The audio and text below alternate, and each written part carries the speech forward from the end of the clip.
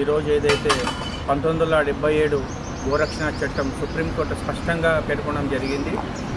ఎక్కడైనా సరే గోవు వధించబడద్దు అనేది ఒక నియమం ఉన్నది. కానీ ఈ నియమాన్ని తుంగలో తొక్కి ఈరోజు యథేచ్ఛగా తెలంగాణ ప్రాంతం నుండి దక్షిణ భారతదేశం అంతా కూడా ఆవులను ఎక్స్పోర్ట్ చేయడము, చంపడానికి ప్రయత్నించడము ఇవన్నీ కూడా జరుగుతున్నది. పేరుకు మాత్రమే ఈ చెక్ పోస్ట్ ఉన్నాయి.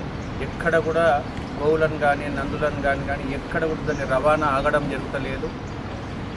గో వంశ సంవర్ధని సంస్థ మన బజరంగ్ దళ్ నుంచి మేము ఒక అప్పీల్ చేస్తున్నాము. చట్టం చేయాల్సిన పని, గవర్నమెంట్ చేయాల్సిన పని, పోలీసులు చేయాల్సిన పనిని విధి లేక కొద్దిపాటి గోరక్షకులు వచ్చి వీధుల్లో వచ్చి పనిచేస్తున్నారు. ఎందుకంటే మా సనాతన ధర్మం చెప్పింది గో వంశము, గోవు బ్రతికి ఉండాలనే ఒక కారణం చేత వాళ్ళు ఈరోజు వచ్చి పనిచేస్తున్నారు. ఇట్లాంటి పరిస్థితుల్లో వాళ్ళపైన గూండా యాక్ట్ పెట్టడము, రౌడీ షీట్లు పెట్టడము, పీటీ వారెంట్లు పెట్టడము, నానా విధాలుగా ఇబ్బంది పెడుతున్నారు.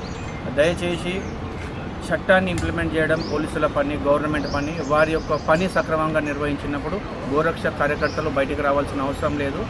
ఇదే విషయాన్ని మేము ఈరోజు తెలియజేయడానికి గవర్నర్ గారికి అప్పీల్ చేయడం జరిగింది. కాబట్టి మరొక్కసారి గవర్నమెంట్ని, పోలీస్ డిపార్ట్మెంట్ మేము అడుగుతున్నాం, గో రక్షణ జరగాల, గో కార్యకర్తల పైన కేసులు ఉపసంహరించాలని కోరుతున్నాం. జై శ్రీ. ఈరోజు తెలంగాణలో జరుగుతున్న పరిస్థితుల గురించి తెలంగాణ గవర్నర్ గారికి వచ్చి విన్నవించడం జరిగింది.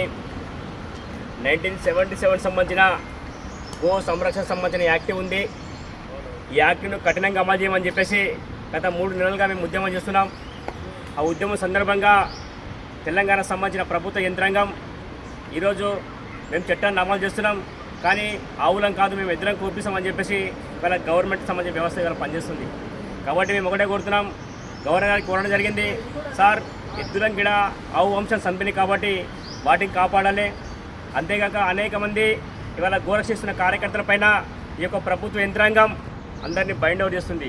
కాబట్టి ఆ బైండ్ అవుట్ ఆపాలి సార్ అని చెప్పేసి సార్ రిక్వెస్ట్ చేయడం జరిగింది.